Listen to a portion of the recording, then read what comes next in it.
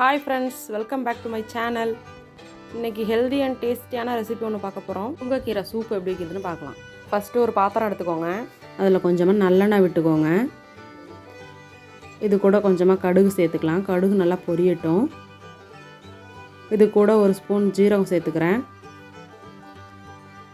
இது கூட ஒரு வெங்காயம் கட் பண்ணி வச்சுருக்கேன், அதையும் சேர்த்துக்கிறேன். வெங்காயம் நல்லா வதங்கட்டும்.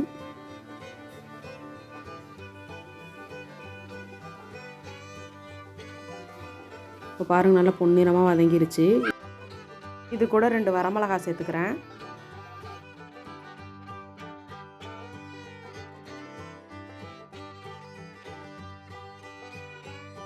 நான் ஒரு தக்காளி எடுத்து பாதி கட் பண்ணி வச்சுருக்கேன், அதையும் இது கூட சேர்த்துக்கிறேன்.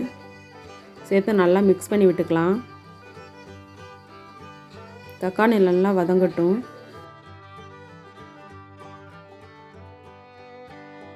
அரை டீஸ்பூன் மஞ்சள்தூள் சேர்த்துக்கிறேன். எண்ணெயிலே மஞ்சள்தூளை நல்லா வதக்கணும் அப்படின்னா இந்த பச்சை ஸ்மெல் வராது. அதுக்காக எண்ணெய் கூடவே மஞ்சள்தூளை சேர்த்து நல்லா வதக்கிக்கலாம்.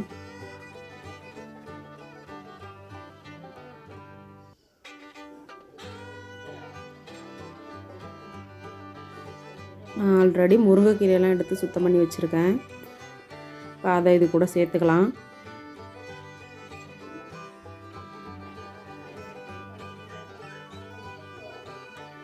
முருங்கைக்கீரை சேர்த்து நல்லா மிக்ஸ் பண்ணி விட்டுக்கோங்க.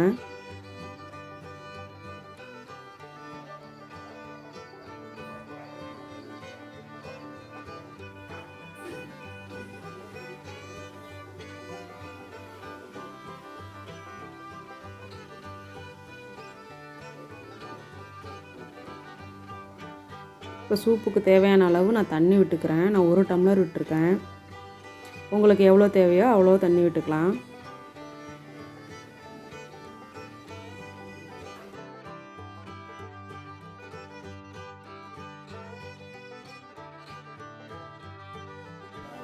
இது கூட இப்போ தேவையான அளவு உப்பு சேர்த்துக்கலாம்.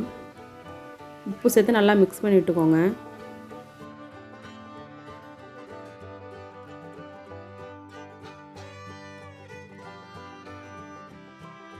இப்போ பாருங்கள், நல்லா கொதிச்சு வந்துருச்சு. கீரையும் நல்லா வெந்திருக்கு. இது கூட இஞ்சி பூண்டு கொஞ்சம் இடித்து சேர்த்துக்கலாம்.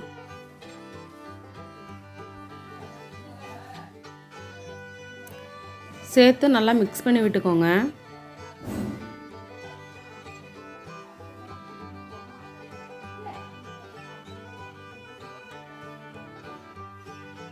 இப்போ பாருங்கள், நல்லா கொதிச்சிருச்சு.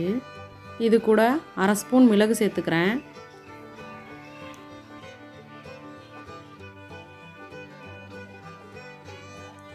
சேர்த்து நல்லா மிக்ஸ் பண்ணி விட்டுக்கோங்க. அவ்வளோதான் ஃப்ரெண்ட்ஸ், நம்ம முருங்கைக்கீரை சூப் ரெடி ஆயிடுச்சு. ஓகே ஃப்ரெண்ட்ஸ், நீங்களும் வீட்டில் ட்ரை பண்ணி பார்த்துட்டு எப்படி இருந்துச்சுன்னு எனக்கு கமெண்ட்டில் சொல்லுங்கள். பாய் பாய், நெக்ஸ்ட் வீடியோவில் பார்க்கலாம்.